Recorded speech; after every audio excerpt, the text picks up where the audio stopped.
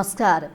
यो हो टेलिभिजनको स्वास्थ्य सम्बन्धी कार्यक्रम यो हो हेल्थमा यहाँहरूलाई हार्दिक स्वागत गर्दछु। म कार्यक्रम प्रस्तुता सचिता। आज हामी यो हो हेल्थमा मस्तिष्कघात भनेको के हो, यसको उपचार विधि र के कारणले मस्तिष्कघात हुन्छ, आज हामी यो विषयमा छलफल गर्नेछौँ। र छलफलको लागि यति बेला हाम्रो स्टुडियोमा हुनुहुन्छ बीएनबी हस्पिटलका कन्सल्टेन्ट न्युरोसर्जन तथा नसारोग विशेषज्ञ डाक्टर प्रवीण श्रेष्ठ यति बेला हामीसँग हुनुहुन्छ। डाक्टर साहब, यहाँलाई स्वागत छ। धन्यवाद। आराम हुनुहुन्छ? ठिकै छु। यति बेला कता व्यस्त हुनुहुन्छ यहाँ? अहिलेको समयमा पहिलाको जस्तो जुन रुटिन काम थियो त्यो अहिले निकै नै कमी छ, सबैलाई थाहा भएको कुरो हो। अस्पतालमा पनि बिरामीहरू पनि कम छन् र हाम्रो काम पनि कम छ। तर त्यति भन्दै पनि यो कोरोना सम्बन्धी जुन विभिन्न स्वास्थ्य सम्बन्धी एक्टिभिटिजहरू भइरहेका छन् त्यसमै यो वेबिनारहरू भनौँ, यस्तै किसिमको कोरोना सम्बन्धी सरसल्लाह गर्ने, शिक्षाको आदान प्रदान गर्ने कार्यक्रममै अलिकति समय बितिरहेको छ। सो नियमित रुटिनभन्दा अलिक फरक भएको छ अहिले, किनकि हामी कोभिड-19 कोरोना भाइरसको यो परिस्थितिमा छौँ। यहाँले भन्नुभयो यो कोरोना भाइरस के हो भनेको सूचना आदान प्रदान गर्नेमा व्यस्त छु भन्नुभयो। यहाँको हस्पिटल बीएनबी हस्पिटलले चाहिँ के गरिरहेको छ? बीएनबी हस्पिटल पनि सदा चाहिँ व्यस्त नै छ। अघि भनेको जस्तै यहाँले भन्नुभयो जस्तै दैनिक कामहरूमा, इमर्जेन्सीको बिरामीहरूमा, अपरेसन गर्ने बिरामीहरूमा, ओपिडी गर्नेहरूको बिरामीहरूको चाप चाहिँ निकै कम छ, किनकि सरकारले नै यो लकडाउन गरेको अवस्थामा अनावश्यक बिरामीको भिड गर्ने कुरो पनि भएन। तर त्यति हुँदाहुँदै पनि हामी आफै अस्पतालका हामी कर्मचारीहरू भनौँ, डाक्टरहरू भनौँ, कसरी यो कोरोनाको समयमा कसरी बिरामीको सर्भिसलाई निरन्तरता दिने र कसरी चाहिँ यो सुरक्षाको उपायहरू अपनाउने, किनकि दिन प्रतिदिन नयाँ नयाँ कुराहरू आइरहेको छ, बिरामीहरू आइरहेका छन्, कहाँबाट आयो सबै कुरा थाहा हुन्न। यस्तो अवस्थामा कसरी प्रिकसन लिने गर्ने, यस्तो कुराहरूमा बीएनबी अस्पताल लगायत हामी सम्पूर्ण त्यहाँ काम गर्ने डाक्टर नर्सहरू भनौँ, कर्मचारी पनि यही काममा हामी व्यस्त छौँ। कस्ता बिरामी चाहिँ अहिले आएका छन् बीएनबीमा? अहिले नियमित आउने खालका बिरामीहरू त्यति आइरहेका छैनन्।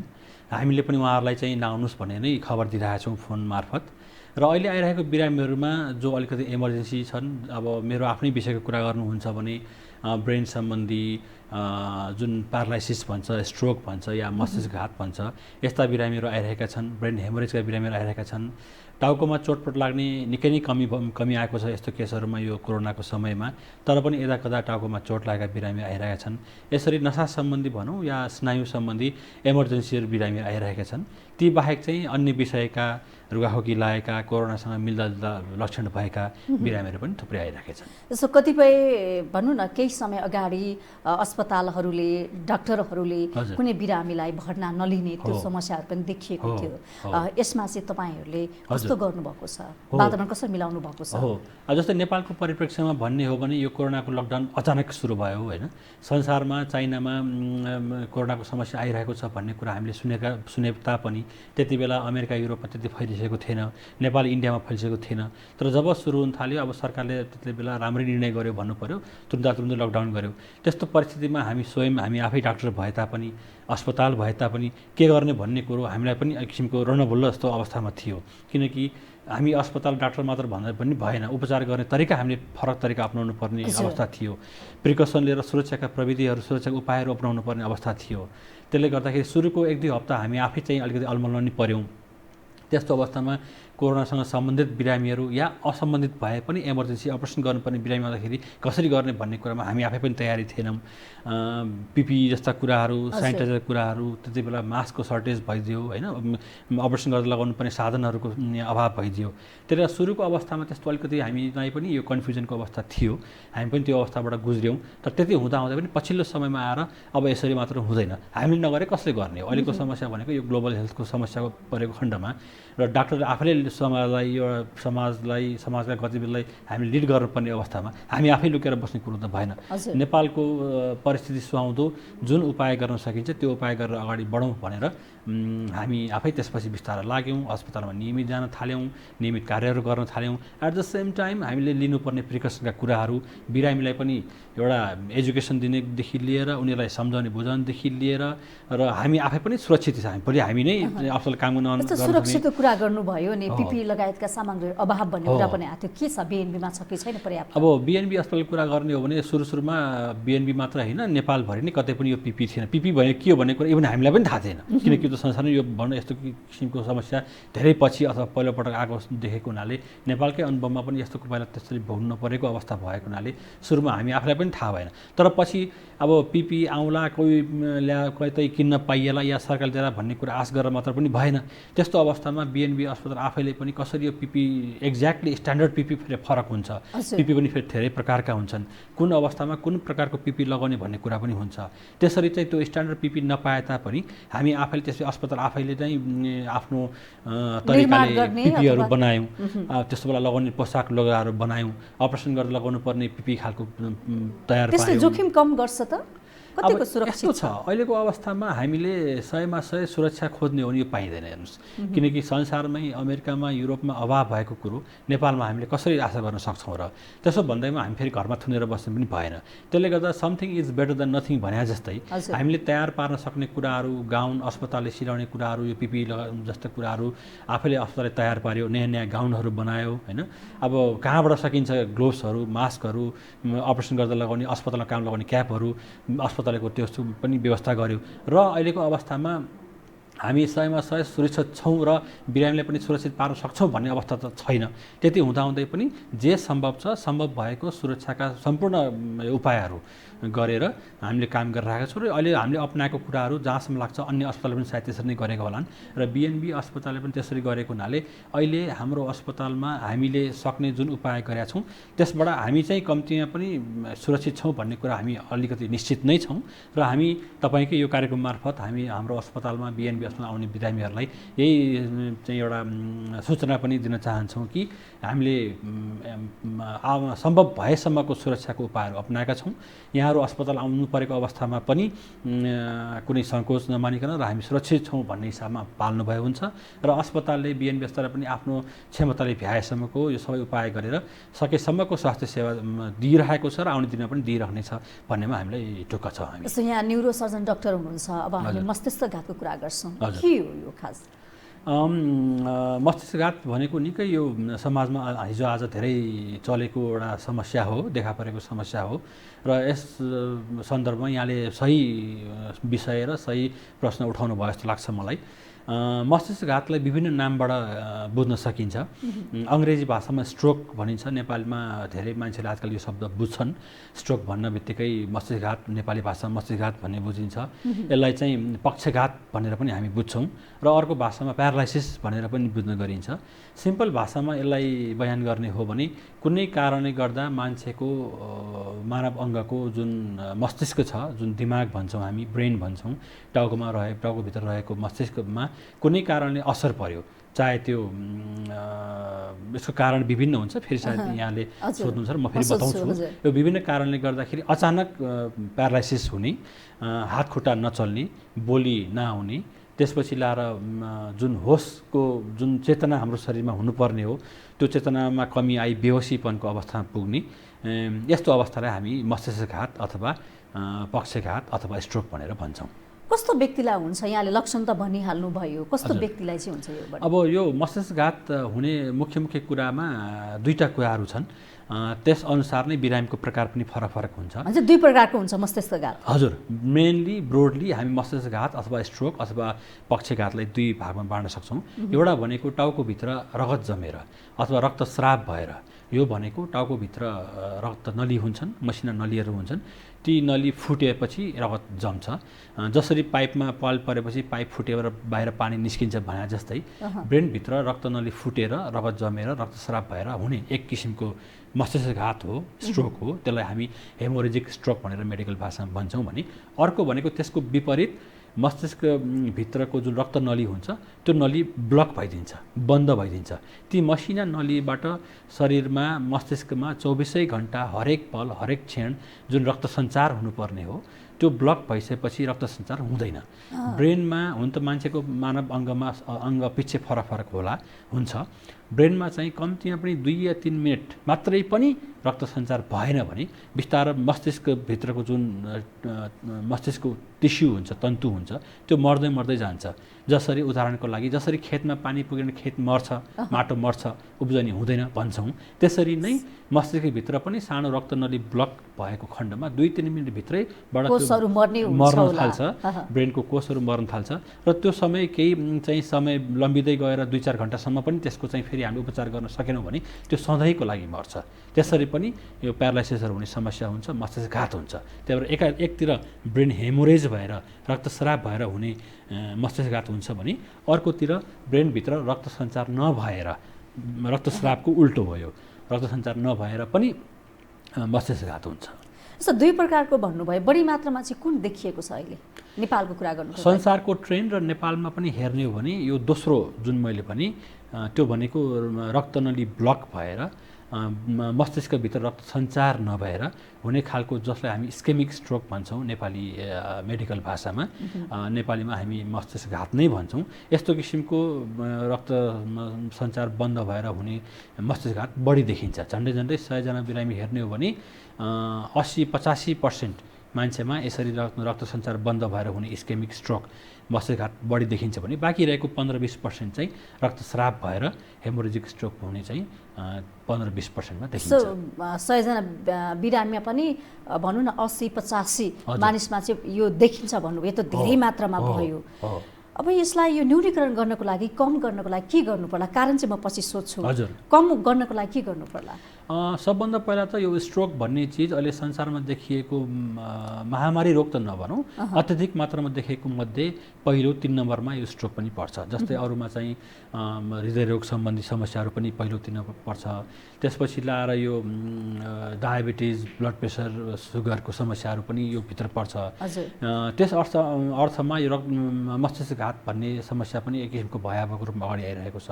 यो नहोस् भन्नको लागि हामीले के गर्नुपर्छ भने जुन यहाँले प्रश्न गर्नुभयो, सबभन्दा पहिला त यसको लागि चाहिने भनेको यो जनचेतना नै हो, पब्लिक अवेरनेस नै हो। रोग लागिसकेपछि उपचार गर्नु भनेको फेरि बेग्लै कुरा भयो। त्यसका कारण छन्, फेरि हामी कुरा गर्छौँ। रोगै नलाग्नु नै यसको सर्वोत्तम उपाय हो र यो जुन जनचेतना नै छ यो नै यसको उपचारको सबैभन्दा पहिलो खुड्किलो हो र यहाँको जस्तो सञ्चार माध्यम नै यसको पहिलो माध्यम हो यो रोग नलागोस् भन्नको लागि या रोगको उपचार भनौँ या रोकथामको लागि हामीले गर्नुपर्ने जनचेतनाकै कुरा हो। र यसका यो स्ट्रोकको मस्तिष्कघातको जुन कारक तत्त्वहरू छन्, जुन हामी फेरि सल्लाह गर्छौँ, कुराकानी गर्छौँ, त्यो कारक तत्त्वबाट बच्नु अथवा ती कारक तत्त्व, त्यो कारक रोगहरू लागिसकेपछि त्यो रोगको न्यूनीकरण गर्नु नै स्ट्रोकबाट बच्ने सर्वोत्तम उपाय हो। जस्तो यहाँले भन्नुभयो नि, रोगी लाग्न नदिनको लागि हजुर अब कस्तो खानेकुरा खाने होला, कस्तो व्यायाम गर्ने होला, यो जनचेतनामा त के पर्छ त्यो पनि भनिदिनुहोस् न। अब यो मस्तिष्कघातको प्रमुख कारणहरूमध्ये, कारक तत्त्वमध्ये एउटा प्रमुख कारण चाहिँ ब्लड प्रेसर हो, उच्च रक्तचाप हो। ब्लड प्रेसर भनेको अहिलेको जमानामा नेपालकै परिप्रेक्षमा कुरा गर्ने हो भने खालि अलिकति उमेर पुगेको मान्छेलाई मात्र लाग्ने भन्ने भनिएको छ। त्यो पहिला त्यो थियो ट्रेन्ड भने। अहिलेको ट्रेन्ड के देखिएको छ सिनारियो भन्दाखेरि इभन यङ मान्छेमा, 30 वर्षको मान्छे, युवा वर्गमा बढी मात्रामा देखियो। युवा वर्गमा भन्न भर्खर 30, 40, 50 वर्षको मान्छेहरूमा अहिले संसारमा हेर्ने भने हामी 50-60 सम्मको उमेरको मान्छेलाई हामी अब यङ मान्छे भन्ने अवस्था छ। नेपालमा 30-40 वर्षकै उमेरमा चाहिँ ब्लड प्रेसर लाग्ने मान्छेहरू प्रशस्त छन् र भने अर्कोतिर 30-40 वर्षकै उमेरमा चाहिँ ब्लड प्रेसर लाग्यो भने हैट अहिलेदेखि पनि दबाई खाएर बस्ने हो र यो त अरूलाई भन्दा पनि लाज लाग्ने कुरा, अथवा आफैलाई नै दबाई खानुपर्छ भन्दा रोग लुकाउने परम्परा छ, त्यो परम्परा पनि छ। त्यही भएर अघि मैले जनचेतना कुरा गर्दैछु, यदि कुनै यङ मान्छेलाई ब्लड प्रेसर भयो अथवा मलाई ब्लड प्रेसर भयो भने त्यसलाई एकातिर त डर पनि लाग्छ, अर्कोतिर लाज पनि लाग्छ। अरू साथीभाइको अगाडि मलाई त प्रेसरको समस्या छ, म प्रेसर दबाई खाइरहेछु भनेर कसरी भन्ने, त्यो भन्न लाज्ने अवस्था पनि छ भने अर्कोतिर खुलेर होइन यसलाई त म आफै पनि ठिक पार्छु भनेर औषधि खाने उपचार त छँदैछ। त्यो बाहेक अलि यहाँले भन्नुभयो जस्तै जनचेतनाको हिसाबमा आफ्नो शरीरलाई मेन्टेन गर्ने, खानेकुराहरूको हेरचाह गर्ने, शारीरिक व्यायाम गर्ने र आफ्नो शरीरलाई आफैले कसरी फिट पार्न सकिन्छ फिट पारेर बस्ने हो। त्यति गऱ्यो भने प्रेसर मात्र होइन अन्य रोगलाई पनि मजाले उपचार गर्न सकिन्छ। प्रेसरको रोग लाग्दा पनि मान्छे 80-90 वर्षमा बाँच्छन् अथवा त्योभन्दा बढी पनि बाँच्लान्। त्यस्तो मान्छेलाई पनि स्ट्रोक हुने सम्भावना कम। यस्तो देखेँ कि डाक्टर साहब कतिपय मानिसमा जनचेतना पनि छ तर पनि उहाँहरू कार्यान्वयन गर्नुहुन्न के हेल्थ सक्राइ किन गर्ने एक्ज्याक्टली भनेर त्यो मनलाग्दी रूपमा औषधि दिएको डाक्टरले पनि नखाने एक्ज्याक्टली यो नियमित रूपमा हुन्छ नि यो कारणले पनि हो कि जस्तो लाग्छ कि मलाई। त्यो निकै छ। मैले भनिहालेँ अब जस्तै मैले नै हेर्ने बिरामीमा धेरै मान्छेहरू प्रेसर छ भन्ने कुरो तपाईँलाई प्रेसर बढिराखेको छ है भनेर भन्दाखेरि उसलाई हतपत्ती उसलाई चाहिँ त्यो स्वीकार्न गाह्रो परेको अवस्था हामी देख्छौँ होइन। तपाईँको प्रेसर 150/90 160/100 पुगिरहेछ, तपाईँले अहिलेसम्म दबाई खानु भएको छैन, तपाईँलाई मैले दबाई पनि दिएको छुइनँ तर तपाईँलाई समस्या छ है भनेर हामीले अगाडि उसलाई भन्नुपर्ने हुन्छ। अब कतिपय अवस्थामा हामीले सिधै चाहिँ तपाईँलाई प्रेसर छ दबाई खाइहाल्नुहोस् भन्नुपर्ने अवस्था पनि हुन्छ। त्यो अवस्थामा उसलाई सिधै दबाई खानुहोस् भन्दाखेरि उसले मान्दैन। त्यो कुरा निश्चित नै छ। मानौँ न तपाईँ या भनौँ यङ मान्छे कसलाई त्यो समस्या आयो, हिजोसम्म प्रेसर कहिले नाप्नु भएको पनि थिएन, केही थिएन, आज समस्या आयो, तपाईँ डाक्टरको जानुभयो अथवा मका आउनुभयो, प्रेसर नापेर हेऱ्यौँ प्रेसर बढिरहेको छ होइन। अब हुनसक्छ तपाईँको त प्रेसर कति महिनादेखि बढेको होला याद गरेको पनि थिएन होइन। अब अहिले आउँदाखेरि कसैको त निकै माथि प्रेसर पुगेको हुन्छ, 200 माथिको 200 का मुनि 100 प्रेसर पुगिरहेको हुन्छ। त्यस्तो अवस्थामा त उसलाई हामी सिधै भर्ना हुनुहोस्। प्रेसर बढ्यो भने त मान्छेको ज्यान पनि जान जोखिम छ नि त, कतिसम्म पुग्यो भने ज्यान जान सक्छ? अब ठ्याक्कै यति पुग्यो भने यस्तो हुन्छ भनेर भन्न सकिन्न, किनकि प्रत्येक मान्छेको शारीरिक ह्युमन बडीको फिजियोलोजी भन्छौँ हामी, त्यसमा पनि भर पर्ने कुरा हो। तर जति प्रेसर बढ्दै गयो अब सामान्यतया अहिले हामीले हेर्ने भनेको 140 का मुनि 90, अहिले रिसेन्टली WHO ले इभन 130 का मुनि 90लाई एउटा बोर्डर लाइन पनि मानिएको छ। 130/90 भन्दा कम भयो भने ठिकै छ, तर त्योभन्दा बढी भने दबाई खानुपर्ने अवस्था आउँछ भनेर मुटुको हिसाबले पनि यो मस्तिष्क हिसाबले पनि भनेर त्यसरी गाइडलाइन तोकिएको छ। तर त्यति हुँदाहुँदै पनि 140, 50, 60 सम्म पुगेकोलाई पनि एकदम तर्सिहाल्नुपर्ने अवस्था होइन। हामी डाक्टरहरूको एउटा बाध्यता के रहन्छ भने एकातिर बिरामीलाई हामीले चाहिँ तपाईँलाई समस्या छ है भन्ने कुरा बुझाउनु पनि जरुरी छ, अर्कोतिर फेरि ऊ नतर्सिहालोस्। अघि मैले भन्दै थिएँ, तपाईँले पनि भन्नुभयो जनचेतना कमीले कस्तो पार्छ मान्छेलाई भने हामी सहजै रोगलाई स्वीकार्न सक्दैनौँ। मलाई प्रेसर छ, सुगर छ भनेपछि म त्यसलाई स्वीकार्न चाहन्न, सम्भव मेरो मनले त्यो मान्दैन, दबाई खान त कहाँ हो। त्यही भएर हामी डाक्टरले बिरामीले भन्दाखेरि चाहिँ तपाईँलाई ब्लड प्रेसर छ है भनेर भन्दा बित्तिकै उसको अलिकति ऊ त्रसित भइहाल्छ र उसको त्यति बेलाको साइकोलोजी बुझेर मैले उसलाई सम्झाइ बुझाइकन अझै 5 मिनट बढी टाइम दिएर ठिक छ भर्नै गर्नुपर्ने बिरामीले पनि भर्ना भन्ने शब्द सुन्दाखेरि ऊ तर्सिहाल्छ, औषधि भन्दा ऊ तर्सिहाल्छ। उसको लागि अलि सम्झाइ बुझाइ अहिले तपाईँको यति पुग्या रहेछ, पहिला कति हुने गर्थ्यो, पहिला पनि नाप्ने गर्नुभएको थियो कि थिएन, अथवा पहिला कहिले ननापे पनि यस्तो किसिम लक्षणहरू केही थियो कि थिएन भनेर बुझाइ गरिकन अनि ठिक छ आजलाई म तपाईँलाई दबाई दिन्न यदि सम्भव छ भने है। अब ऊ तर्सिन्छ भनेर फेरि दबाई नदिकन बस्ने कुरो पनि भएन। त्यसले गर्दाखेरि उसलाई सम्झाइ बुझाइकन हामीले भन्नुपर्ने हुन्छ र अघि जनचेतनाकै कुरा गर्दाखेरि यस्तै कुरा जनचेतनाको विकास र विस्तारको लागि यो वृद्धि गर्नको लागि अब के गर्नु पर्ला त? हामी सञ्चार माध्यमले त अब तपाईँ जस्तो डाक्टरसँग सरसल्लाह गरेर स्वास्थ्य परामर्श त दिन्छौँ नै होइन। अब आम नागरिकको पनि एउटा भूमिका हुनसक्छ, राज्यको भूमिका के हुनसक्छ त्यो पनि भनिदिनुहोस्। अब अहिले रिसेन्टली आएर सायद 1-2 दशक भयो होला, अहिले सञ्चार माध्यमले पनि नेपालमा निकै ठुलो फड्को मारेको देख्छु म व्यक्तिगत हिसाबमा पनि। र हामी डाक्टर भनौँ, अस्पताल भनौँ, हामीले पनि कसरी चाहिँ यो जनचेतना कुराहरू जनतासम्म पुर्याउन सकिन्छ भनेर हामीले पनि लागि परेका छौँ। यस्तो अवस्थामा सञ्चारका माध्यम र हामी मेडिकल प्रोफेसनल्सहरू दुइटैले अहिले सँगै आएर यो कार्यक्रमकै रूपमा अगाडि बढाउनु पर्ने म देख्छु, जुन निकै राम्रो भएको पनि देखिन्छ। अब हुन त गभर्मेन्टको तर्फबाट सरकारको क्षेत्रबाट पनि यस्ता किसिमका विभिन्न अब स्वास्थ्यका नयाँ सेवाहरू पनि ल्याइराखेका छन्। सरकारले मात्र गरेर हुन सक्ने कुरा त होइन, प्रभावकारी रूपमा भएको छैन नि। नेपालको कन्टेक्स्टमा हेर्ने हो भने बाहिर विदेशमा विकसित देशमा युरोप, अमेरिका, जापानमा हेर्ने हो भने सरकारी क्षेत्र निकै बलियो हुन्छ, स्वास्थ्यको क्षेत्रमा सरकारले ठुलो योगदान पुर्याएको हुन्छ। नेपालमा पनि भन्ने हो भने सरकारले गर्न खोजा पनि छ, तर त्यति हुँदाहुँदै पनि अहिले हेर्नुहोस् अधिकांश ठाउँमा प्राइभेट हस्पिटल नै बेसी हुन्छ। म पनि प्राइभेट हस्पिटलमा बिएनबीमा काम गर्ने डाक्टर हुँ होइन। सरकारी हस्पिटलमा काम गर्ने डाक्टर साहबहरू पनि दिनरात काम गरिराख्नु भएको छ। त्यति हुँदाहुँदै पनि सरकार लेभलबाट गर्न सक्ने पनि कुराहरू भइराखेका छैन, गर्न सक्ने कुराहरू गरिरहेको छैन। र त्यति हुँदाहुँदै पनि निजी अस्पतालहरू पनि उसले सहकार्य गर्न सकेको पनि अवस्था छन्, नसकेको अवस्था अवस्था छैन नि। जस्तो निजी अस्पताललाई विभिन्न खालका आरोप हो, पनि विगतमा लाग्दै आइरहेका लाग्ने छन्। पनि गरिन्छ, समस्या पनि बेला बेला देखिरहेको हुन्छ। तर वाद विवाद मनमुटाव देखिएको विवाद छ पनि नि आइरहेको तपाईँहरू अवस्था बिचमा पनि त। हो, यो आइरहेको किन हुन्छ। हुन्छ? तपाईँहरू त सहका जानुपर्ने होस्, एउटै हो लक्ष्य त, बिरामीको उपचार गर्नु, बिरामीलाई रोग लाग्न नदिनु, बचाउनु, हैन? यही त हो नि, हैन लक्ष्य? यो सबै कुरा भनेकै यो नेपालमा एकातिर जनचेतनाको कमीको कुरा पनि हो र अर्कोतिर आवश्यकता अनुसारको चाहे त्यो सरकारी क्षेत्रबाट होस् चाहे निजीबाट होस् एउटा स्वास्थ्य सेवा हुनुपर्ने किसिमको सुविधा नपुगेर पनि हो। तपाईँलाई म एउटा उदाहरण दिन्छु। नेपाल मात्र होइन, इन्डियाको र अरू सार्क कन्ट्री साउथ एसियामा यसरी जनता र मेडिकल अस्पताल भनौँ डाक्टर बिचको एउटा असमझदारीको समस्या निकै ठुलो छ।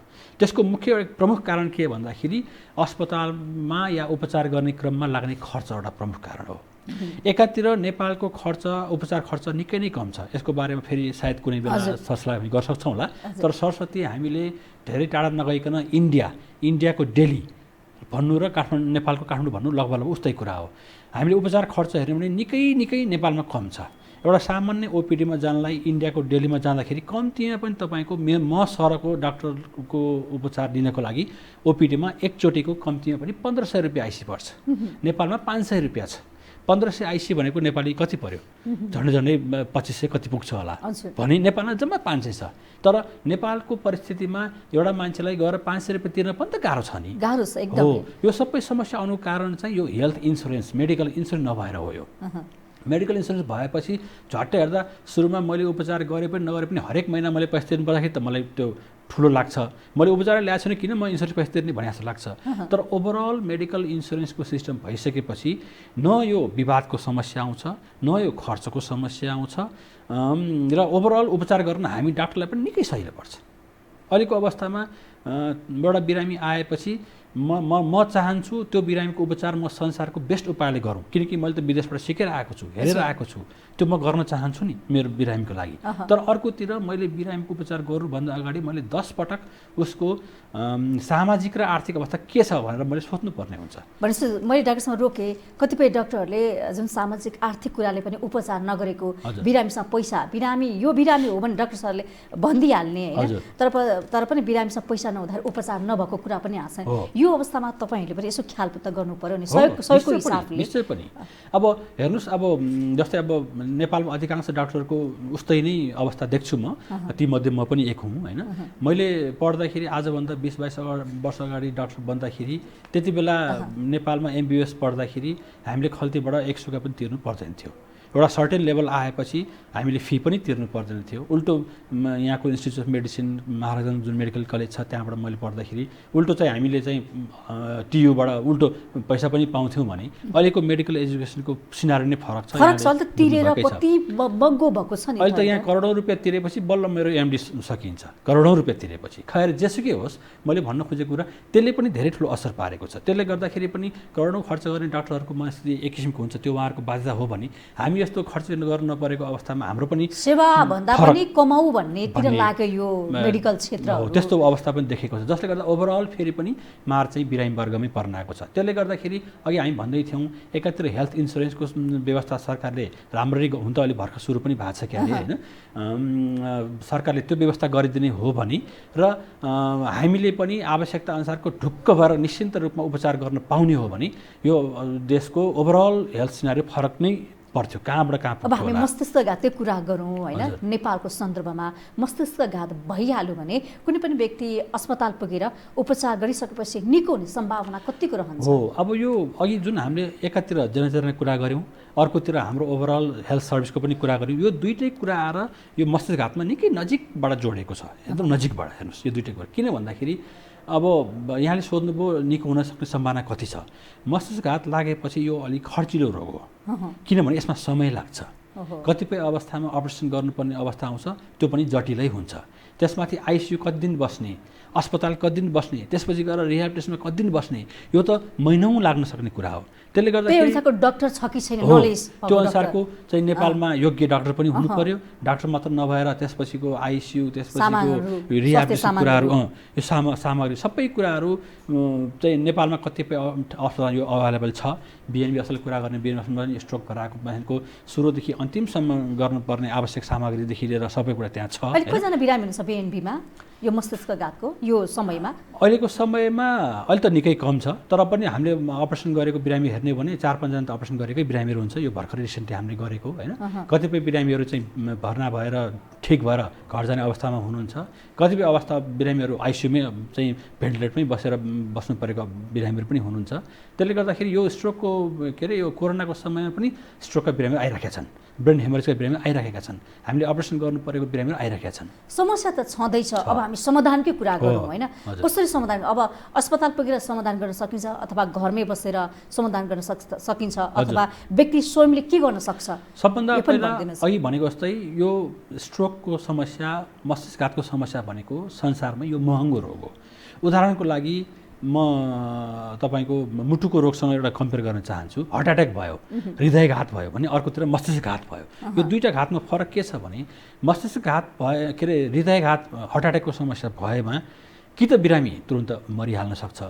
अब मरिहाल्नुलाई एक किसिमले हामीले एक अर्थमा राम्रै पनि मान्नु पर्ला, किनकि उसले बाँकी रहेको जिन्दगीमा उसले दुःख नपाउने भयो। बाँचे पनि फेरि बाँचिहाल्छ। हेर्नुहोस्, मुटुकोमा कतिपय अवस्थामा त अलिकति थन्केर लम्बिने अवस्था पनि हुन सक्ला, तर मुटुको समस्या भयो भने एकातिर कि त मरिहाल्छन् कि त बाँच्छन्, बाँचे पनि राम्रै भएर बाँच्छन् भने मस्तिष्कघात भए खण्डमा मरिहाल्ने सम्भावना पनि छ। बाँचिहाल्यो भने पूर्ण रूपमा पहिलाको अवस्थामा फर्किने अवस्था कम हुन्छ। त्यही भएर यहाँ त समस्या के छ भने रोगै नलाग्न दिनु चाहिँ यो एउटा उपयुक्त हो जस्तो लाग्छ। रोगै नलागोस्, यसको हामी सुरुमै रोकथाम गरौँ, त्यसको लागि नै जनचेतनाको आवश्यक परेको कारण त्यही भएर हो। रोग लागिसकेको खण्डमा पनि तपाईँको उपचार हामी कति गर्छौँ? अहिले भने नि हामीले सम्पूर्ण चाहिँ बिरामीको आफन्त मान्छेहरूले पनि र हामी डाक्टरले पनि भएभरको सम्पूर्ण उपाय गर्ने हो भने उसको पहिलाको अवस्थामा फर्किने सम्भावना ज्यादा हुन्छ। तर एकातिर हामी उपचार पनि गर्छौँ, तर अर्कोतिर हामी बाध्य भएर पूर्ण रूपमा उपचार गर्न सक्ने अवस्था पनि हुन्छ। अहिले भने बिरामीको खर्च, यसमा खर्च लाग्छ। आइसियुमा कति दिन बस्नुपर्ने हुन्छ, भेन्टिलेटरमा बस्नुपर्ने हुन्छ।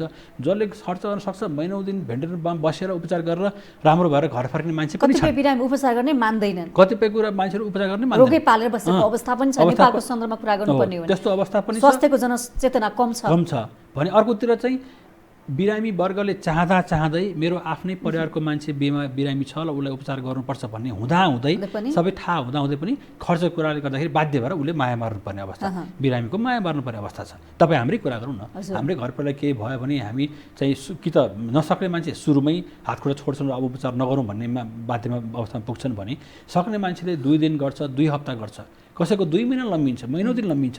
त्यस्तो अवस्थामा सुरुको उसको भएको स्रोत साधन पनि सकिएर जान्छ। सुरुमा उसको मन बलियो हुन्छ, तर पछि गएर मन पनि कमजोर भएर जान्छ। हजुर डाक्टर साहब, अब यो मस्तिष्कघात भएको बिरामी अहिले भाइरसबाट कतिको जोखिममा छन्?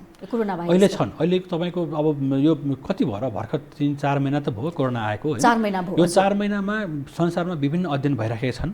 यसमा तपाईँले फेरि पनि सही प्रसङ्गमा सही प्रश्न उठाउनु भयो।